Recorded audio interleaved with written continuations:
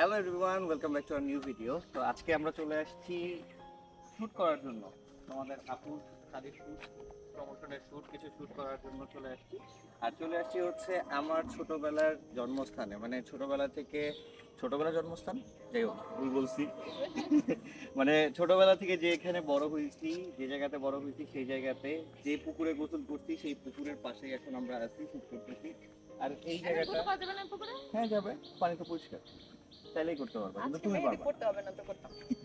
তো এখন আমরা মূলত চলে আসছি এই জায়গাতে। অলরেডি শুট শুরু হয়ে গেছে, ইন্ট্রো একবার দিছিলাম, আবার দিতেছি কারণ মাইক্রোফোনের প্রবলেম ছিল তাই। হ্যাঁ, এজন্য মাইক্রোফোন চেঞ্জ করতে হবে। তুমি লাইভ পাইতেছো প্রপার? হ্যাঁ? লাইভ পাইতেছো ফেসে? সুন্দর হচ্ছে তো। আচ্ছা, তাহলে সুন্দর সুন্দর ছবি তুলো। আর এখানে এদিক দিয়ে এভাবে চোখে আমি কাজল পরছি এটা বোঝা যায়। চোখের প্রমোশন হচ্ছে এখন, না আসলে কাজলের প্রমোশন। না কাজল টাকা দিয়ে কিনছি 600 টাকা 100 টাকা ডেলিভারি চার্জ মানে 700 টাকা। মাগো, এই ইতিমধ্যে এই মাত্র হচ্ছে গিয়ে তাল গাছের ধ্বংসপ্রতিষ্ঠা পড়ে গেল।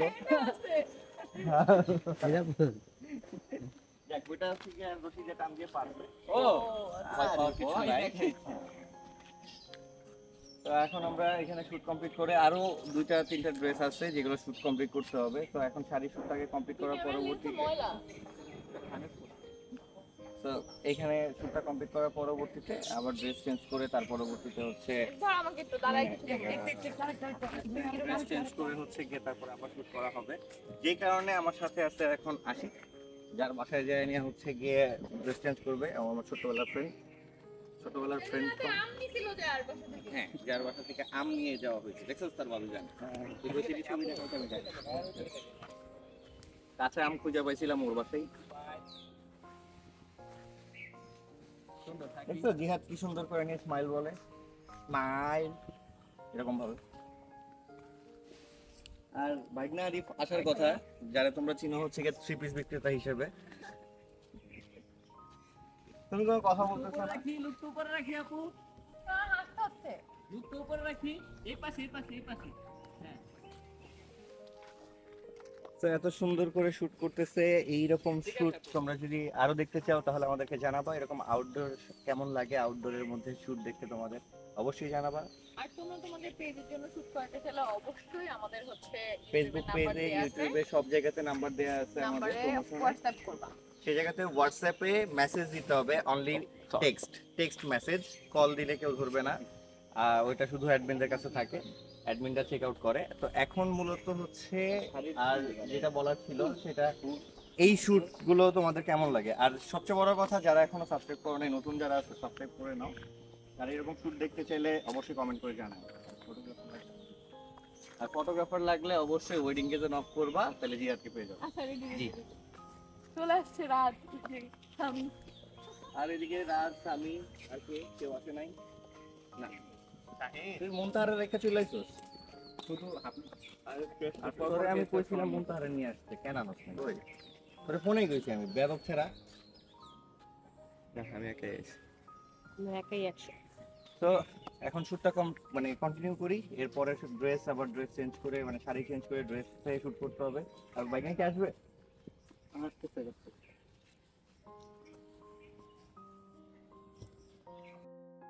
আজকে তোমাদের সাথে কিছু কথা শেয়ার করি। কিছু মানুষের শুধু লাইভেই দেখি বাচ্চার খরচ লাগবে না, কাবিনের টাকা লাগবে না, এগুলো শুধু লাইভে এসেই বলে, আর বাস্তব লাইফে শুধু চাইতে থাকে। যাই হোক, এখনো পর্যন্ত আমাদের কাছে কোনো কিছু বলে নাই যে খরচ লাগবে না বা কাবিনের টাকা লাগবে না, আমরা জানি লাগবে। তো আমি বলছি আমার হাজব্যান্ড এখন অসুস্থ, আমাদের পেজে এখন প্রবলেম চলতেছে, তো আমাদের এত বড় সংসারটা কিভাবে চলতেছে সেটা বুঝতে হবে। তার উপরে আবার আমরা এখন বাসা চেঞ্জ করব, কত খরচ, তো অপেক্ষা করতে হবে। ওর কাবিনে হচ্ছে 1 লাখ ছিল, 50,000 উসুল লেখা ছিল, যেটা ওর কথা মতোই হয়েছে। তো সেখানে মনে করো যে এখন আর 50,000 টাকাও পাবে, সেটা আমরা দিব, আমাদের যখন দেওয়ার মতো হবে আমরা তখন দিব। পরে অ্যাডভোকেটরে আমি এটা বলার পরে ও অ্যাডভোকেট আপু আবার হচ্ছে ও আখিকে জানাইছে, তখন আখি বলছে যে না, আমার কাবিনের টাকা না দিলে আমার ব্যবস্থা আমি করব, মানে সে মামলা দিবে সেটা বুঝাইছে। পরে আমাকে এটা যখন অ্যাডভোকেট আপু জানায়, আমি বলছি ওকে ফাইন, তাকে মামলা দিতে বলেন, কোনো সমস্যা নেই, আমরা সবভাবে প্রস্তুত। সে যদি মামলায় যেতে চায় যাক, তাতে আমাদের কিছু যায় আসবে না, সেভাবে দিব। আদালত যেভাবে বলবে, আমার হাজব্যান্ড এখন অসুস্থ মানসিকভাবে, তো তার উপর কত কি চাপায় দিবে সেরকম অনুযায়ী আমরা টাকা দিয়ে দেবো, কোনো সমস্যা নেই। আর যদি মামলা না দিতে চায়, অপেক্ষা করতে চায়, তাহলে অপেক্ষা করতে হবে। তারপর আমাদের আর কোনো আপডেট জানায় নেই। বাট আজকে তোমরা কমেন্ট করতেছো আমাদের যে আক্ষেপণ নাকি কাবিনের টাকা নিবে না। ভাই আমাদের কাছে এরকম কোনো নিউজ আসে নাই। আমি শুধু লাইভেই শুনি আয়াসের খরচ নিবে না, কাবিনের খরচ নিবে না, এগুলো শুধু লাইভেই দেখি। বাস্তব লাইফে না সম্পূর্ণ উল্টোটা। আমি বুঝি না মানুষ এগুলো কেন করে, মানে বাস্তবে এক লাইভে এসে অন্য কাহিনী কেন বলে। এই যে কত সুন্দরভাবে একটা কাহিনী বললো যে 3,000 টাকা দিতে চাইছে, এটাই অনেক। এটার পিছনের কাহিনীটা কেন বলে নাই? ফার্স্টে উকিলকে দিয়েও 30,000 টাকা চাইতে চাইছে। 30,000 টাকা কোনো দিন একটা 6 মাসের বাচ্চার খরচ লাগে নাকি পুরো ফ্যামিলিটা চাইছে সেটা ওই জানে। পরে সেটা নাকি উকিল আপন নিজেই আমার কাছে চায় নাই, বলছে না এত টাকা চাওয়া সম্ভব না। তারপরে সেখান থেকে 15,000 চাইছে, তারপরে 8,000, তারপরে 5,000, তারপরে 3,000-এ নামছে। আমি বলছি আমি 3,000 দিতে পারবো, কারণ আমার হাজব্যান্ড এখন অসুস্থ। আমার হাজব্যান্ড টোটালি কোনো আর্নিং করতেছে না, এটা আমি সব জায়গায় বলতেছি। সে অসুস্থ, তার ট্রিটমেন্ট চলতেছে। তার ট্রিটমেন্টে ভাই যারা এই সাইকিয়াট্রিস্ট দেখাইছো তারা জানো এক একবার ভিজিট কত করে যায় ডক্টর দেখাইতে। তারপরে হচ্ছে আমাদের পেজ এখন প্রবলেম চলতেছে, সেটা কিন্তু আখি নিজেও ভালো করে জানে। তার মধ্যে কিভাবে এরকম বলে আসলে সেটা আমি বুঝি না। সে নিজেও তো কামাই করতেছে ভাই, একটা বাচ্চার আর কত খরচ। তো আমি যে এখন বসে, আমারও তো একটা বাচ্চা আছে এখানে, ওকেও তো আমার চালাইতে হবে। আমার শ্বশুর শাশুড়ি আছে, মা বাবা আছে, তাদেরকে না হয় এখন আমি খরচ দিলাম না, তারা আমাকে চাপ দিবে না, কারণ তাদের দরকারও নেই। আমার শ্বশুর শাশুড়িও এস্টাবলিশ, আমার মা বাবাও এস্টাবলিশ। তারা আমার টাকার অপেক্ষায় থাকে না যে আমি দিব তারপর হচ্ছে তারা খাবে। কিন্তু আমার পরিবারে কতজন মানুষ, আমার বাসায় সার্ভেন্ট আছে, সবাই তো আর ওর মতো না যে বিপদ দেখে চলে যাবে। এই মুক্তাপু আসছে, মুক্তাপুকে টাকা দিছি, মুক্তাপু হচ্ছে গ্রামে গেছে। তারপর বাসায় আন্টি যে আমাদের রান্নাবান্না করে তাকে দিছি। জানি না তারপরে আদৌ শুধু সে ইরফানকে আমাদের সাথে দেই নাই, যোগাযোগ করে রেকর্ড এছাড়া দিয়েছিল কিনা। সবাইকে তো মোটামুটি দিতে বর্তমানে হয়েছে। ভাবছো কেন? কারণ সবাই তো আর সব কিছু না, আমরা ভিতরে মানে পারবে না, কারণ আন্টি এখন এখানে কাজ করতেছে, তার পেটের দায় তো, তার তার টাকা দিতেই হবে। আর এখন তো আর আমি সবাইকে বের করে দিতে পারবো না। আমাদের কষ্টের সময় তার কাছে ছিল, তো আমাদের সাথে এখন তারাও কষ্ট করবে, সারা জীবনই থাকবে ইনশাল্লাহ, যতদিন তাদের কাজের প্রয়োজন হবে। এখন নিজের সংসার রেখা তো আর অন্যের সংসার সারা জীবন মানুষ থাকে না, যতদিন প্রয়োজন হবে তাদের ততদিন থাকবে। তারপরে সাইমনকে দিতে হয়, আরিফ মামাকে দিতে হয়, তারপরে হচ্ছে বাসা ভাড়া, এখানে 2টা ফ্ল্যাট, তারপরে হচ্ছে কারেন্ট বিল থেকে শুরু করে একটা সংসারে কি কম খরচ, সব কিছুই কিন্তু আমাকে দেখতে হচ্ছে, সব কিছু A to Z। তারপরে আমাদের যত ঋণ হয়েছে এগুলো কিন্তু কোনো কিছুই আমি একা করি নাই। ঋণ কিন্তু আখি যাওয়ার পর হয় নাই, আখি থাকাকালীনই হয়েছে। আখি যাওয়ার পর বরঞ্চ আমি আরও মঞ্জুবাজারে দিছি কিছু টাকা। তো সেই ক্ষেত্রে দেখা যায় যে যখন সুখ আমরা সবাই একসাথে করছি, তখন কত সুন্দর করে একদম মার্কেট করছি, সব কিছু করছি, তখন খুব ভালো লাগছে। এখন ঋণ দেওয়ার ব্যাপারে শুধু আমি একা একা দিব আর সে সব কিছু শুধু চাইতে থাকবে। তার ছেলের খরচ লাগবে, তার কাবিনের টাকা লাগবে, কিন্তু লাইভে এসে বলবে আমার ছেলের খরচও আমি নিব না। একবার লাইভে এসে বলে 3,000 দিবে, এইটাই অনেক। আবার বলে যে আমার এই খরচ লাগবে না। মানে এক মুখে কয় কথা বলতে চায় আসলে, এটাই আমি বুঝি না। তাকে এটা ক্লিয়ার করতে বললো, লাইভে না বললা যাতে উকিলকে দিয়ে আমাদেরকে জানায়, ঠিক আছে তাহলে আমরাই তোমাদেরকে জানাই দিব। আবার তোমরাই একবার বলো ড্রেস কেন দিয়ে দিবে, তিশা আপু কত খারাপ। এখন ড্রেস দিব না, এখনও তিশা আপু খারাপ। এখন ড্রেস দিব না কারণ মঞ্জু বাজারের যে টাকা সেটা আখি দিয়ে যায় নাই, আখি থাকাকালীন দেই নেই। জিজ্ঞেস করো আখি, আখি নিজেই তো লাইভে বলছে মঞ্জু বাজারে কত লাখ টাকা পায়, সেটা সব আমি দিব। তার মানে এগুলো সব আমার, আমার কোনো কিছুই আমি কাউকে দিব না, কারণ আমি তো খারাপই। সো খারাপই থাকি। আমি অনেক খারাপ, কারণ আমার ডিভোর্স হয়েছে, আমার মা খারাপ, আমার মায়ের একবার ডিভোর্স হয়েছে, সে খুব সতী সাবিত্রী, এই জন্য তার দুইটা ডিভোর্স হয়েছে। বুঝতে পারছো, আমি খারাপ, এই জন্য আমার প্রথম ডিভোর্স হয়েছে। তারপর আমি আমার সেকেন্ড হাজব্যান্ডের সাথে আলহামদুলিল্লাহ অনেক ভালো আছি, আমাদের একটা বেবি আছে, সেকেন্ড একটা বেবি হচ্ছে আল্লাহর রহমতে ইনশাআল্লাহ। আমরা আলহামদুলিল্লাহ অনেক ভালো আছি, অনেক সুখে আছি। আর আমি কোনো বয়ফ্রেন্ডকেও ভালোবাসি না, আমার জামাই রেখা। কিন্তু সে খুব ভালো, এই জন্য তার 2টা ডিভোর্স হয়েছে। তার আগের হাজব্যান্ডেরও সেম দোষ, তাকে ভালোবাসে নাই, জড়ায় ধরে নাই, হাক করে নাই, ঠিক আছে, তার সাথে ঘুমায় নাই। আর এই হাজব্যান্ডেরও সেম দোষ, সবাই খারাপ, সবাই খারাপ, সে একাই ভালো। তার আগে শ্বশুরবাড়ির সবাই খারাপ ছিল, তার শাশুড়ি তাকে দিয়ে কাজ করাইছে। হ্যাঁ, এখন তো আমি মনে করি যে ওইগুলো সবই মনে হয় মিথ্যা ছিল, যেহেতু আমাদের কথাই বলতে পারছে আমরা নাকি গায়ে হাত তুলছি। ভাই ওর লাইভের ভয়েস টোন দেখে কি তোমাদের মনে হয়েছে যে ওর গায়ে হাত তুলবো? আর ও চুপ করে থাকার একটা মেয়ে, এত ভদ্র, একদম এত ঠান্ডা। ওর লাইভে যে ভয়েসটা শুনছো ওইটাই ওর আসল কণ্ঠ, ওই টোনেই ও বাসায়ও কথা বলতো আমাদের সাথে, ওই টোনে ও সবার সাথেই কথা বলতো, ওইটাই ওর অরিজিনাল টোন। ওর মা বাবার সাথেও ওই টোনেই কথা বলতো। ইরফান আমার প্রচন্ড পরিমাণ জ্বালায়, এই যে রিলস বানাইতে গেলে ইরফান হচ্ছে কি আমার প্রেমে সবসময় থাকবে। হ্যাঁ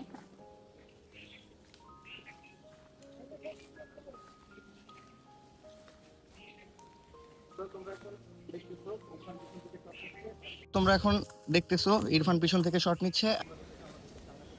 আর তোমরা দেখতেছো আমাদেরকে সামনে থেকে কুটুটারে নিচে নামায় নিয়ে আসলাম। আর এদিকে আমাদের টেসলা চলে আসছে, টেসলা, আর আমাদের গাড়ি চলে আসবে কয়েকদিনের মধ্যে ইনশাল্লাহ। ইনশাআল্লাহ। ঠিক হয়ে গেছে গাড়ি, আর অল্প অল্প কাজ বাকি, তাই না? হ্যাঁ। সুন্দর লাগতেছে তোমাকে অনেক। তাই হ্যাঁ, লাল বউ লাল বউ। মাশাআল্লাহ।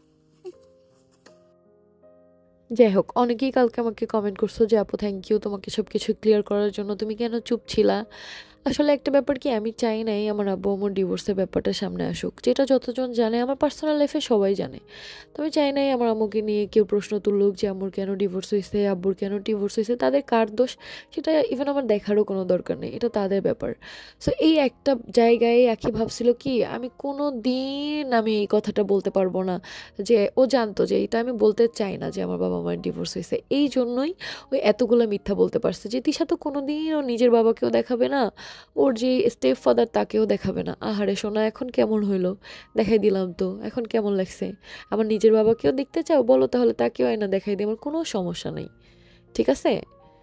সত্য বলতে কোনো সমস্যা নেই। আমার বাবা মার ডিভোর্স হয়েছে তো কি হয়েছে, আর ডিভোর্স হলে যদি খারাপ হয় তাহলে চান্দু তুমি সবচেয়ে বেশি খারাপ, কারণ আমার মার একটা ডিভোর্স হয়েছে, তোমার দুইটা ডিভোর্স হয়ে গেছে, দুই জায়গায় সংসার করতে পারো নাই। এক জায়গায় সংসার করছো মাত্র 7 মাস, আর এক জায়গায় 2 বছরও করতে পারো নাই, 2 বছর এখনো হয় নাই। সো বুঝো কে কেমন। আর আমার ডিভোর্স হয়েছে, আমি 8 বছর সেখানে চেষ্টা করছি, তোমার মতো তেজ দেখাই চলে আসি নাই 7 মাসের মাথায়। এই ড্রেসটার পরে আর একটা ড্রেস বাকি আছে, এই ড্রেসটার ছবি তুললে মোটামুটি কাজ শেষ আজকের জন্য। তো আমি চিন্তা করতেছি যে এই গরমের ভিতরেও এনার্জি কিভাবে পাইতেছে।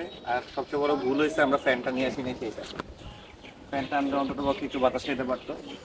কি ছবি সুন্দর হয়েছে, ছবি কি সুন্দর হয়েছে না? একটা জোর দিয়ে একটা ফ্রেম পাইছিল, জাস্ট হাইটা দাদা কয় থাকে।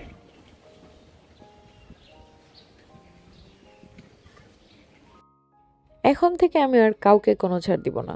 আমাকে নিয়ে একটা লাইভে কথা বলবে, আমি পুরো ভিডিও তোর গোষ্ঠী নিয়ে কথা বলবো, যা যা জানি সব কিছু বলে দিব।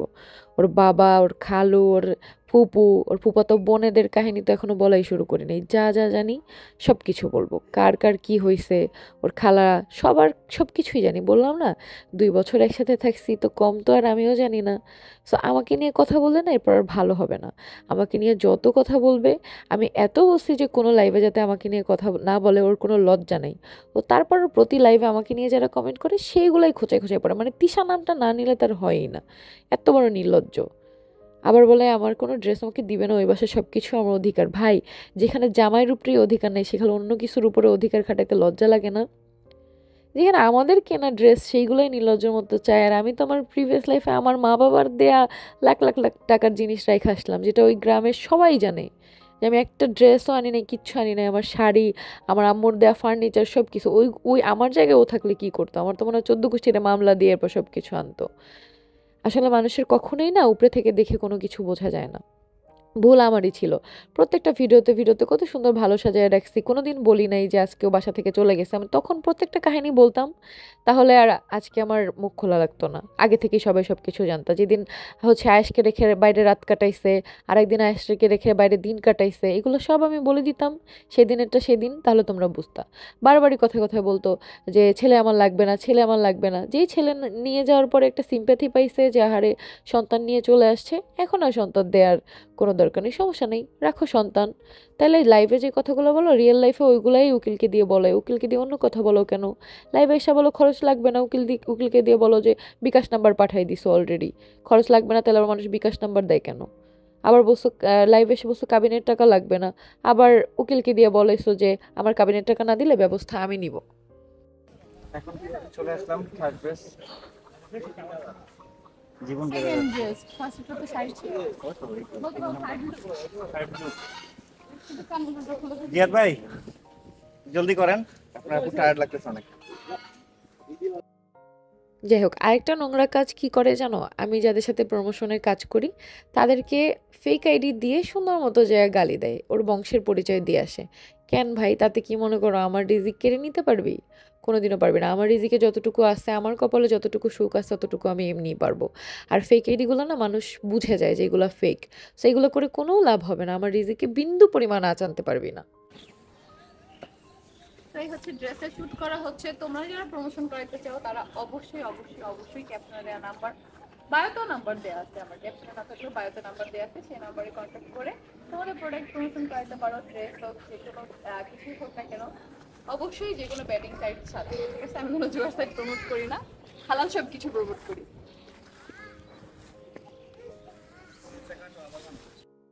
যখনই কোনো পেজের সাথে আমি কাজ করি, ও ফেক আইডি দিয়ে এগুলো শুরু করে, আর সেই পেজ ওনার উল্টা আমার সাথে আরও বেশি ভালো ব্যবহার করে যে আপু আসলে উনি যে এমন, আগে জানতাম না, এই কমেন্টগুলো দেখে বুঝতে পারি। কারণ ওনাদের তো আগে পরে এরকম কমেন্ট কেউ করে নাই, আর সবগুলো ফেক আইডি দেখলেই বোঝা যায় নতুন নতুন খোলা। আর সেই ফেক আইডিগুলোই আবার ওর আইডিতে যে ভালো কমেন্ট করে, তো এগুলো কি মানুষ বুঝে না? তো সেই পেজের সাথে কিন্তু সম্পর্ক আমার আরও ঘনিষ্ঠ হচ্ছে যে আসলে আপু তুমি অন্যরকম আর উনি অন্যরকম, যার জন্য উনি সহ্য করতে পারে না তোমার কাজগুলো দেখে। কেন ভাই, গায়ে জ্বালা ধরতেছে? আমি তো কোনোদিন এমন কিছু করি নাই, কোথাও কোনোদিনও বলতে পারবি না যে আমার কোনো ফেক আইডি আছে, বা আমি কোনোদিন কোথাও কমেন্ট করছি বা কারোর রিজিক নষ্ট করতে চাইছি। ওদিন ওর পেজে কি হয়েছে সেটাও আমাদের উপরে দোষ দিছে। নিজে পেজ হ্যান্ডেল করতে পারে, এত পেজ মেনশন করে, কোনোদিন নিজের আইডি দিয়া, সেই আইডি তো যাবেই। তো শুট শেষ করলাম, বাসায় যাবো। শুট শেষ আমাদের, প্যাক আপ। এটা লাস্ট ড্রেস ছিল আজকে। কালকে আবার আরেকটা ড্রেসে বাকি আছে, ওটা কালকে করবো। আর আর বাসায় যে এখন হচ্ছে মেহেদি আর্টিস্ট সরাসরি মেহেদি পড়ানোর জন্য। বাসায় যে আগে কতক্ষণ রেস্ট নিবো, চলো আগে আমাদের টেসলাটা এসে নিবো। গাড়ি যে কবে আসবে? গাড়ি না হয় ভালো হলে বাবু, ভাইয়া গাড়ি হইলো আপনার লাগবে, একটা গাড়িতে চালাতে হয় না, বড়টা না আসা পর্যন্ত আপনাকে লাগবে। আর তোর তো পার্মানেন্ট একটা ট্রিপ পেয়ে গেছে। হ্যাঁ, এই যে আমারে আমাকে নতুন বাসায় নিয়ে যাবেন, প্রতিদিন সকালে রাতে নিয়ে আসবেন। আর আপনি না দেখে থাকবো কেমন? কালকে আমার কইতাছে, আমি কই তোমার ব্যবস্থা আমি করবো, তুমি টেনশন করো না। গাড়ি যখন পাঠাবো, গাড়ি যখন তোমরা কোথাও যাবে গাড়ি নিয়ে, তখন বাবু দিয়ে আসবে। বাবু ভাই নিয়ে যাবো। আমিও কইতাছি তোমার লগে বাবু ভাই নিয়ে যাবো। হ্যাঁ, তোমার ভাই, বন্ধু ভাই আর কি। ক্যাপ্টেন মাছের শব্দ কেমন লাগছে তোমাদের একটু জানাও। বাসা যাবে নাকি ডাইরেক্ট বাসা যাবো? আমাকে কল দিয়ে আগে, আমার মনে হয় দাঁড়াই চলে গেছে। দাও ফোন দাও। না, কল দাও।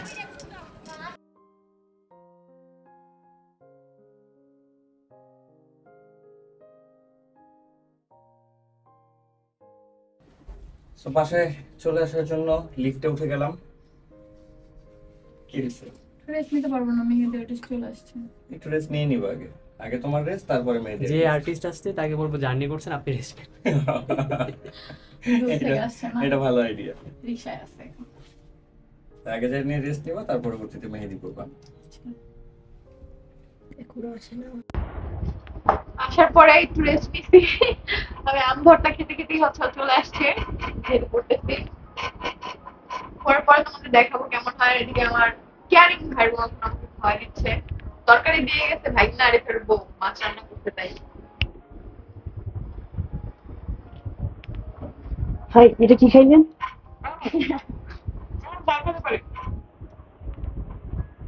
মনে হলো শশা খাই, মানে কোনো রিয়াকশন নাই। মজা লাগে।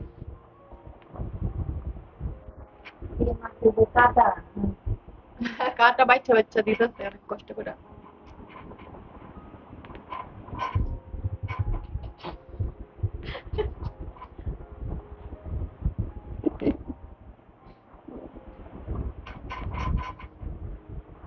তো তারপর আমরা না, ওরা চা খেয়েছে, আমি হচ্ছে আম্মু খেয়েছি আসার পরে।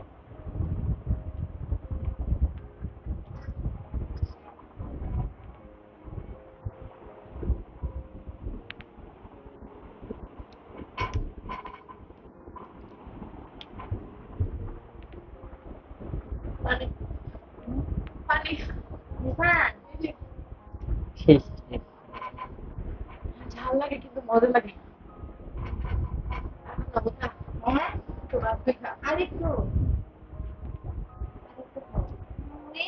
খাইলো মাত্র। আমার তো লোকে খাইছে। হ্যাঁ, আম ভর্তা খায়া কুলার নষ্ট করছে। আরে এত কাটা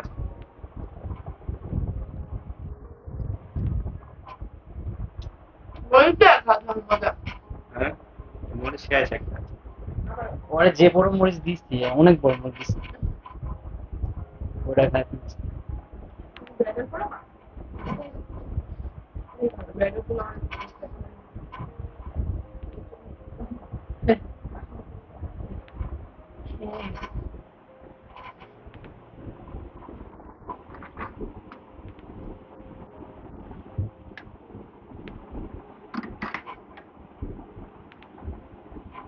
আর আমি যে ড্রেসগুলো শুট করছি শাড়ি বাদে যেটা পরে পরে আসছি আর আগে আরেকটাতে সাদা শুট করছি, দুইটাই তোমরা পেয়ে যাবা।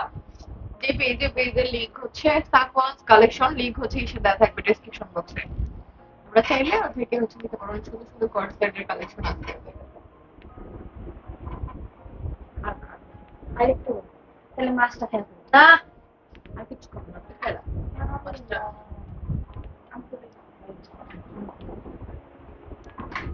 বা একা বানিয়ে দিয়েছি।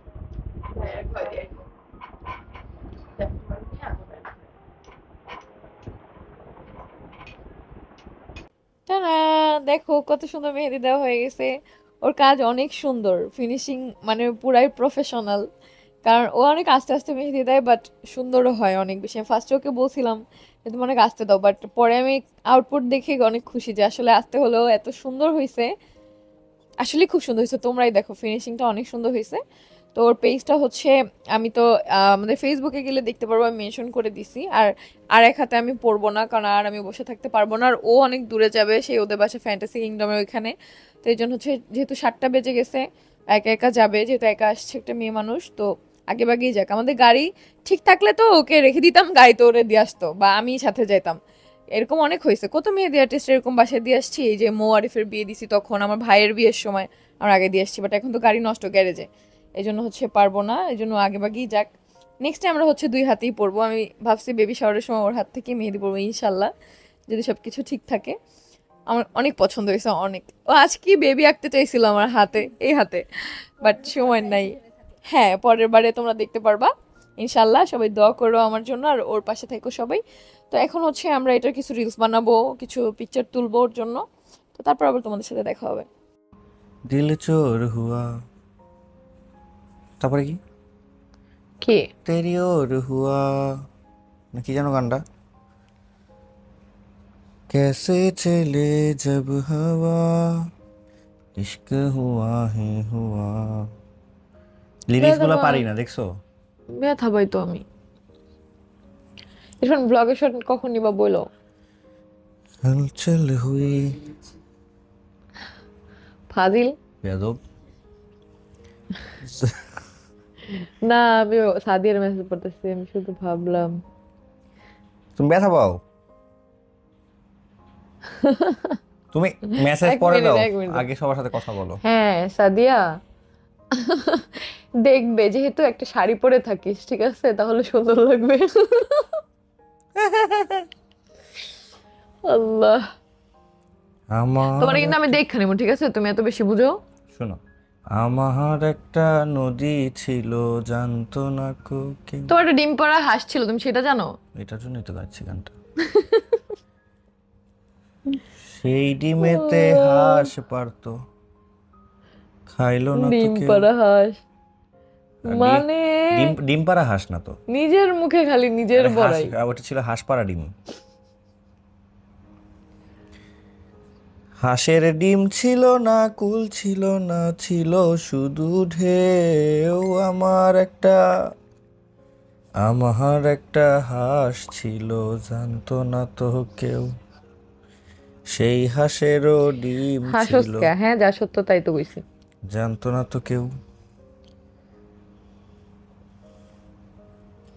শোনো, হ্যাঁ, তুমি আমার একটা ডায়মন্ড পাড়া হাঁস। আমি কারো কোনো হাঁস হইতে চাই না ভাই। আল্লাহ, কারণ আমার জানতে ইচ্ছা করে ডিমটা কোন দিক দিয়ে পড়তো। তুমি আমার ডায়লগ দাও কেন? না, আমার এটা জানতে ইচ্ছা করে। আর মেহেদি কালারটা দেখছো কত সুন্দর হয়েছে, এখনই দেখো। সকালবেলা দেখবে একদম কালো হয়ে যাবে, দেখছো তুমি আমাকে কত ভালোবাসো, এই জন্য কত সুন্দর রং হয়েছে। সব সময় জানা খবর ময়না পাখি। জানি আমি। এর জন্যই তোমার একটা একটা চুলের জটও ছাড়াই। হ্যাঁ, আরে এই জন্যই আমি চুল বড় রাখছি, নাহলে কবে কাটা লেতাম। জি। আর আজকে কাজল দিয়েছিলাম আমার চোখে নিচে, দেখো এখনো কালো হয়ে আছে, দেখো। তোমার চোখ দেখো। দেখার মতো এনার্জি এখন আমার নাই ভাই। চোখে খালি আমি চুল দেখতেছি আর ডিম আউ, দেখতেছি, ব্যথা পাচ্ছি আমি। স্বর্ণের ডিম। দেখি তুমি নড়াচড়া করতেছো দেখে জটগুলো লাগতেছে বারবার, জানো? স্বর্ণের ডিম। এখনো লাইভে আমাদের নাম নিলে ভিউজ হয় না সব কিছুতে। নাম নিলে না, নাম সারা। নাম না নিলে, এটা বলছি, নাম না নিলে ভিউজ হয় না আমাদের।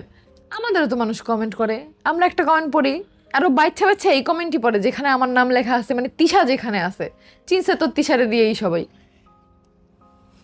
আগেও চিনতো, তবে অন্য সাইডের মানুষ। হ্যাঁ, আমার জীবনের সবচেয়ে বড় ব্যাপার কি জানো? কি? একটু আগে আমি ইরফানকে এই কথাটা বলছি, ইরফান বলছিলাম গুড নাইটটা চালু করো। হ্যাঁ, আমার জীবনের সবচেয়ে বড় একটা ব্যাপার যে আমি সারা জীবন মানুষ তৈরি করে গেলাম, সেই মানুষগুলা আমাকে পিছন দিয়ে আইক্কাওয়ালা ডিম ভরে দিয়ে চলে গেল, বুঝছো? হ্যাঁ, এর মধ্যে একমাত্র তোমারই পাইলাম যে আগাগোড়া থেকে শুরু থেকে এই পর্যন্ত তুমি আসো, তোমারও শিখাইলাম, তুমি সেই সাথে আসো, সাথে ছিলা, আলহামদুলিল্লাহ এখনো আসো, দোয়া করি সারা জীবন থাকো। কারণ তুমি আজ পর্যন্ত আমাকে কোনো প্রকার ডিম দাওনি। মানে আমার তো প্রবাসী বয়ফ্রেন্ড নাই যে আমি সেখানে চলে যাব, তোমার কাছে আমার থাকতে হবে। আহারে, আর আমি কাউকে ভালোবাসি না তোমাকে ছাড়া, বুঝতে পারছো? সেটা আমি জানি। তাহলে আমি কেন যাব? ওমা, তোমাকে যত পরিমাণ ভালোবাসি, তোমার কোথাও যাওয়ার প্রয়োজন নাই। আর দ্বিতীয় কথা, তুমি আমাকে যে পরিমাণ ভালোবাসো, সেই কারণে আমার ভালোবাসা আর কোথাও দেওয়ারও প্রয়োজন নেই। তুমি তোমার নিজের দোষে, ওই যে আমি একটা রিলস বানায় রাখছি আমার ফোনে, আমি সরি, আমি তো বলছি সরি, তুমি তোমার নিজের দোষে তুমি আমাকে জোরপূর্বক বিয়ে করিয়েছো, সেটাতে তুমি না করলেই পারতা, আরো জিদ ধরতা। এই জন্য তো আমি রিলসটা বানায় রাখছি। তোমরা রিলসটা দেখছো? না দেখলে আমি বলে দিতেছি রিলসের ঘটনাটা। রিলসটা বানায় রাখছি, ওই ফোনে বানাইছি তো যে ফোনে ভিডিও চলতেছে, নাহলে আমি ওই ফোন থেকে দেখাইতে পারতাম। রিলসটা কি যেন বানাইছিলাম, কোনটা?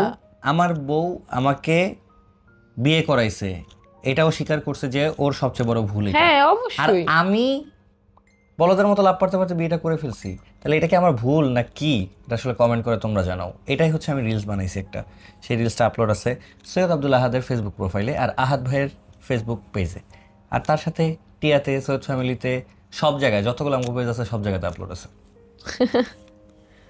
খালি সব কুটুট ভিডিও দেখি খালি। কিন্তু তুমি এখন বলো, হ্যাঁ বলো। সবাই তো বলবে কমেন্ট করে যে আমি আসলে কি, মানে বোকামিটা যে করছি তোমার কথায় লাফায় লাফায় বিয়েটা করে ফেলা। হ্যাঁ, এখন তুমি বলো যে আমার কি এটা ঠিক হয়েছে? না ঠিক হয় নাই। তুমি তখন আমার দুইটা থাপ্পড় মারতা, তো আমার দুইটা থাপ্পড় মাইরা বুঝাইতা যে বেয়াদব বেশি বুঝো, তুমি কি পিছে তাকাও? পর কোনোদিন আপন হয় না, এটা তুমি বুঝাইতা আমারে। তাকাও, পিছে তাকাও। না এখন মানে কি হবে? এখন বলতে মারতেছে, বলতে হবে। মনে পড়ছে যে আমার থেকে বাবু আসতেছে সম্পত্তির লোভে। হ্যাঁ, এত সম্পত্তি যে কোথায় আহাদের, এটাই আমি জানি না, যে আহাদের সম্পত্তির লোভে আমি আবার বাবু নিছি। এত সম্পত্তি আমার কোথায়? সম্পত্তি একটা আছে, যে সম্পত্তির নাম মার্জিয়া ইসলাম তিশা। সেটাকে নিয়ে সম্পত্তির নেওয়ার লোভে। জন্য হইলে নিয়ে যাক, ওর মাকেও নিয়ে যাবে, নিয়ে যাক।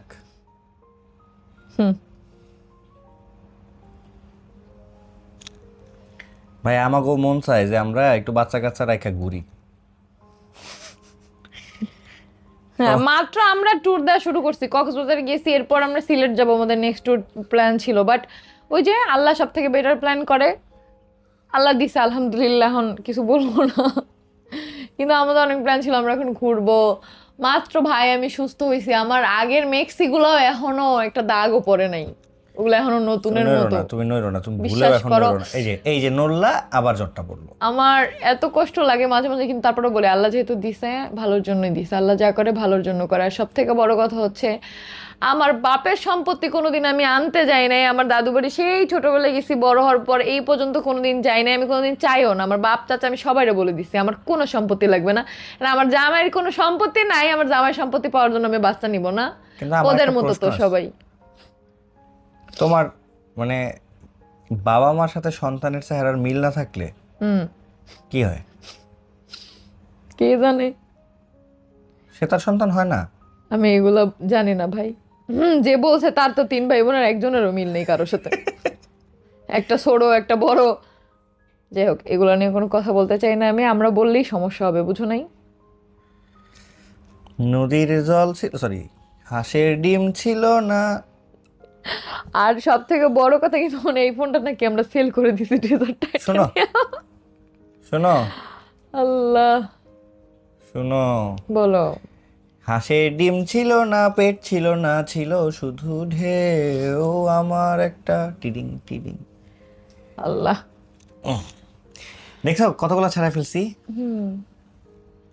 দেখি আমাদের দিয়া মানুষ যারা চিনছে সে নাকি আমাদের সোনার ডিম পরা হাঁস ছিল। তুমি আবার ভুল বলছো, সোনার হাঁস পাড়া ডিম ছিল। এই যে আবার একটা জট লাগাইলা।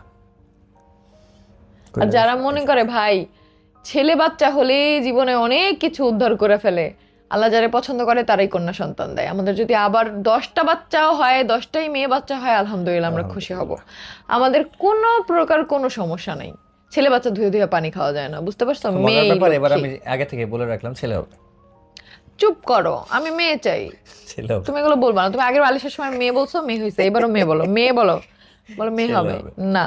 আমি বলে রাখলাম, দেখো। না, দরকার নেই। তুমি আলিশা যখন পেটে, তুমি জানতা না, তখন আমি কি বলছিলাম?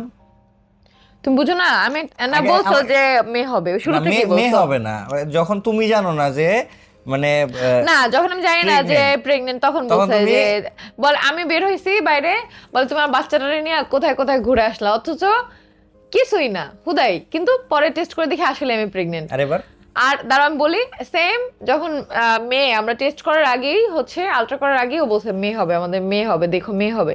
ঠিক মেয়েই হয়েছে। আবার এইবারও বলছে সেদিনে যে আম খাওয়ার সময় তোমরা দেখলা বললো যে আমি নাকি প্রেগনেন্ট, ফাইজলামি। ওই সময় কিন্তু আমরা টোটালি জানি না। ওই ওই আম খাওয়া ছাড়াও আমি বলছি। ওই আম খাওয়া ছাড়াও না, ওইটা তো ওরা ভিডিওতে দেখছে, এই জন্য বললাম। এছাড়াও বলছে যে আবার বাবু হবে, ভাবির সাথে বলছে, সবার সাথে বলছে। কিন্তু আমরা তো শিওর ছিলাম না, কিন্তু ওর মনের কথা কেন যেন হয়ে যায়, এই জন্য বলছি বলো মেয়ে হবে। আমি মেয়ে বাচ্চাই চাই। আলিশার একটা বোন হবে, কুটু কুটু 2টা ঝুটি করে এবার দিব ওর ছেলে মতো। হবে। আমি ছেলে চাই না, আমার ছেলে লাগবে না। চুপ থাকো। আমার ছেলে বাচ্চার প্রতি ঘৃণা ধরে গেছে এই মানুষের, কিছু মানুষের কন্টেন্ট দেখা যায়। ভাই আহাদের সম্পত্তিটা কোথায়?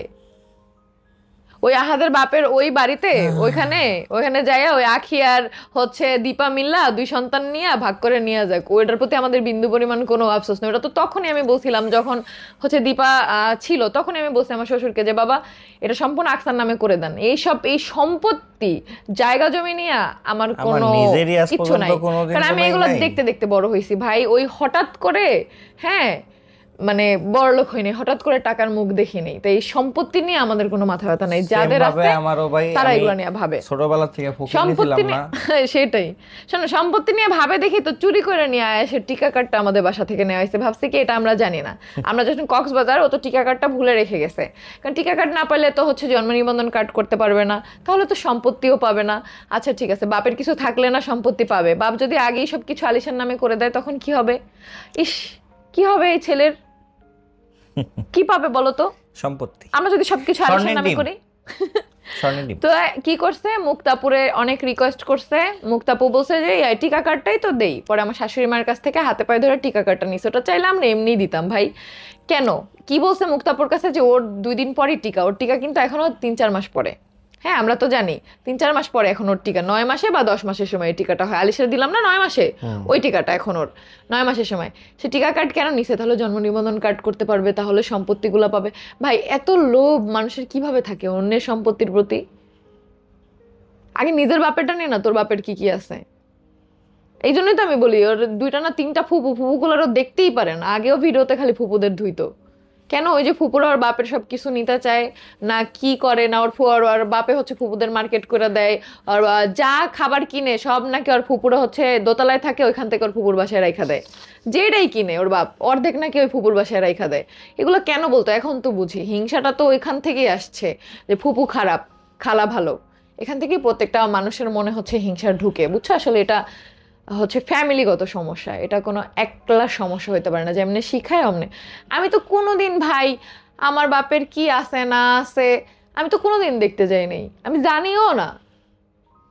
আমি জানিও না যে ভাগাভাগি হয়েছে বাড়ি নাকি আদৌ হয় না, বা আমার কোন চাচার কি আছে বা কি। তারা সবাই টাকা পয়সা আলা, তারপরে তো কই শেষরামি করে তাদের কাছে কান্দে কেটে কইতে পারলাম না যে আমার একটু খরচ দাও, কোনোদিনও না। আমারটা আমি নিজেই করি। আর আগে আমার আব্বু আম্মু করছে, আমি বিয়ের আগে, বিয়ের পরে আমার হাজবেন্ড করে, আমি নিজে করি। মানুষের কাছে আমার সাহায্য চাওয়া লাগে না, বুঝো নাই? আর কি বলে কাবিনের টাকা লাগবে না, কেন উকিল রে না বলছিল কাবিনের টাকার জন্য মামলা দিব, দেখ মামলা আমার দে তারপর জীবনে- দিব আমরা শোনো, কাবিনের টাকা। শোনো, আমার জীবনে সর্বপ্রথম মানে সবচেয়ে মজাদার একটা ব্যাপার, পরক্রিয়ায় সিনেমিনি জীবনটা, যে এই জীবনে খালি পরক্রিয়ায় দেখা গেলাম। আবার যেটা আমাদের মুখে বলতেও হয় না, নিজেরটা নিজেই স্বীকার করে দিছে। যাই হোক, এটা খুব ভালো করছো লাইভে, হ্যাঁ, যে নিজেরটা নিজেই স্বীকার করছো। আর একটা বিষয় হচ্ছে যে এক ওর পরকীয়ার- বাবাকে 1 লাখ টাকা দিছি আমি, শোনো, তো ওই টাকাটা ফেরত দিবে, তোমার জীবন- কাবিনের টাকা তোমার আমরা দিয়ে জীবনটা দিব। কোথায় জানো? কোথায়? এক পরক্রিয়ার কারণে তোমারে বিয়ে করলাম, যে মানে এক পরক্রিয়া। এবার আমি তোমার বিয়ে করাইলাম, হেডাও সেমই বাইরে এলো। হ্যাঁ। থাক, এগুলো বাদ দাও, এইসব টপিক নিয়ে কথা বলে না আমার মানে মাথা ঘুরায় যে কিভাবে জামাই থাকতে। আর এইগুলা ও করতে বিধায় ও আমাকেও বলতে পারছে যে আমি নাকি আমার এক্স হাজবেন্ডের কাছে থাকাকালীন আহাদের সাথে রিলেশন করছি। ওরে আমার এই কথাটা শুনে মন চাইছে একটা থাপ্পড় মারি, যে কিভাবে এই মিথ্যা কথাটা ও বললো, বেয়াদব। যেখানে ও সব জানে, ও সব জানে যে আমি আসছি, ডিভোর্স দিছি, তারপর আহাদের সাথে আমার পরিচয় হয়েছে, যেখানে ও সব কিছু জানে, সেখানে কিভাবে মিথ্যা কথাগুলো বললো, মানে আমারে খারাপ বানানোর জন্য। আর তুই তো নিজেই লাইভে, এই জন্য আল্লাহ তোর মুখ দিয়ে ওটা বাইর করে দিছে যে আলামিনের জন্য এখনো পাগল। আলামিনের সংসারটাও নষ্ট করতে চাইছে। আলামিনের একটা ছেলে আছে, আলামিনের বউ আমার সাথে ফোন দিয়ে কাঁদছে যে আপু আপনার তো সতীন, এখন আপনি ওকে সামলান, কেন আমার আলামিনের পিছনে এখনো পড়ে আছে? লজ্জা লাগে না? এটা পর্যন্ত বলছে আলামিনের বউ তো গ্রামে থাকে, কারণ আলামিনের মা আখিরে পছন্দ করে না। ঠিক আছে, তার যথেষ্ট রিজন আছে, এই জন্য হচ্ছে অন্য একটা বিয়ে করাইছে। তারপরে সেই বউ বাচ্চা হচ্ছে গ্রামে থাকে শাশুড়ির কাছে। আর আলামিন রে ও বলছে তুমি আমাকে বিয়ে করে তাহলে তোমার কাছে নিয়ে যাও বিদেশে, আলামিন বিদেশ থাকে, সেখানে নিয়ে যাও। বিদেশে? কিন্তু আলামিন তো নিবে না, আলামিন তার বউ বাচ্চা রেখে বিয়ে করবে না, এই জন্য হচ্ছে এখন পরেই কই। আর কি বলো, আলামিনের কাছ থেকে 10,000 টাকা আনছে। কবে 10,000 টাকা আনছে? ওর বাপের কাছ থেকে 3,000 টাকা আনছে। এখন ওই আলামিন না ওর বাপ, সেটা ওই ভালো জানে। আমাদের কাছে তো এটাই বলছে যে ওর বাপের কাছ থেকে 3,000 টাকা আনছে, পরের দিন আমরা বিকাশ করে ওর বাপরে দিয়ে দিছি। জি কাক ওর বাপরে। আর কাবিনের টাকা ওর বাপরে 1 লাখ দিছি না, ওরা দিতে বলো ফেরত। তারপর ওরা ওখান থেকে 50,000 রেখে 50,000 আমাদের উল্টা ফেরত দিতে বলো। কারণ এই যে 2টা বছর আমাদের সাথে বিলাসিতা করে গেছে, এখন তো ঋণগুলো আমি দিচ্ছি, তাহলে বিলাসিতা তো সে করে গেছে। বেশি কথা বললে প্রত্যেকটা ঋণের অর্ধেক অর্ধেক দিতে হবে, সেই ব্যবস্থা আমি করে দিব। যদি বেশি পটর পটর করে, বেশি বাড়ে। ওর বাপরে 1 লাখ দিছি, সেখান থেকে 50,000 দিবে, 50,000 ওর কাবিনের। এটা দিতে বললো সুন্দর মতো, ভালোই ভালোই।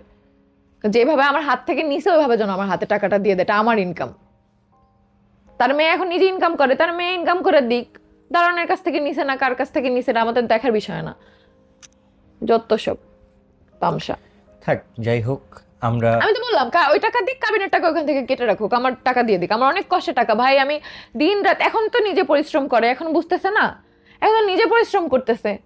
এখন কেন লাইভে এসে বলে আমি আজকে ঘুমাইতে পারি নাই, আমি যে কি পরিমাণ খাটতেছি আমি জানি। এই তিশা কুত্তা খাটা খাইটাই 2 বছর ধরে খাওয়াইছে বসায় বসায় খাটের উপরে, এই জন্য টের পাস নাই। এখন খাট কুত্তার মতো খাইটা এবার কামাই কর, ভালো হয়েছে একদম।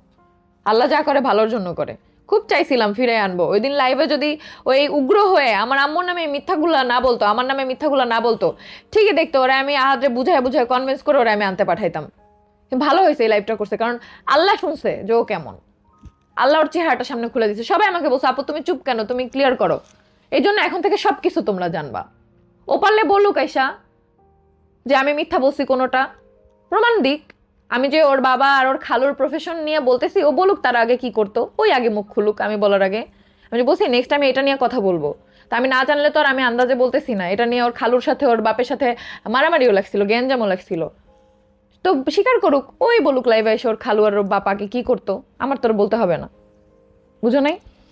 ও তো জানে, কারণ ওই আমাকে এই কথাগুলো বলছে, আমি তো আর জানতাম না, না হলে ওই আমাকে বলছে। শোনো, তুমি জানো একটা মানুষ মারা গেছে, ওর খালু যেদিন মারা গেছে সেদিন আমাকে এগুলো বলছে যে ভালো হয়েছে মরছে, সেদিন তো আমি বুঝছি ও কেমন।